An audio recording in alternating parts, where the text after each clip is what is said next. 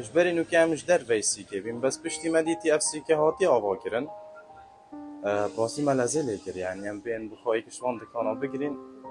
امشين تدا شولي خوب درستاهي بكن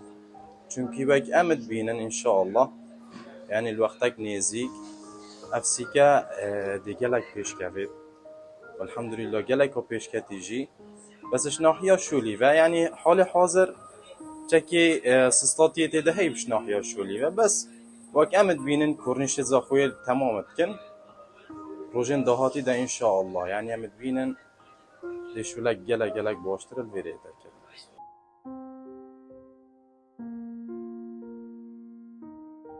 والله زۆر دڵخۆشم جاریەکەمە ئێرە ببینم کە دەبینێن زاخۆ زۆر پەری پێدراوە و زۆر پێشکەوتوو بووە لە هەموو بوارێکەوە لە بواری بیناسازی لە بواری گەشتیاری لە هەموو بوارێکەوە پێشکەوتوو بۆ زۆر دڵمان خۆشە و پێی خۆشحاڵی ڕاستی بازاڕی لەو جۆرە زۆر پێویستە بۆ هەم بەرەبردانی کەرتی گەشتیاری و هەم ناساندنی شارەکە بە خەڵک بازارێکی زۆر خۆشە هەموو شتێکی لێیە کولتوریە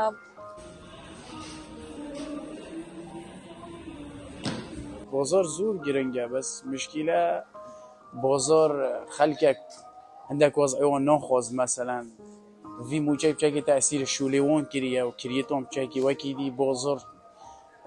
گشتیارات کشت بو زاخو نو زاخوش نی دیار کرد هندک کل عدره دیر مثلا جنوبی نزانین هر زاخو کی و خیراوی بازاری وان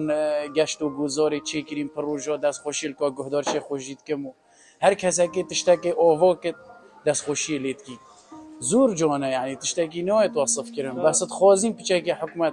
شوف ديري الخلقة كي بك دار وشا خلقة تشيتر ببشين در كفن راستينو که خلقة كيش دهو كي بلكي بيتشينا بد بيت زاخو سردانه كي البازاري بكت اشقامش لو هات مال زاخو تجم من دكانك اللي دك يفكر بازارك لك جانا تشتي موجودة حمية علام يعني إنه جي راسنا تشتينا موجودة بري تقريبا نموذج معملي أول بيدك أما عرض دكن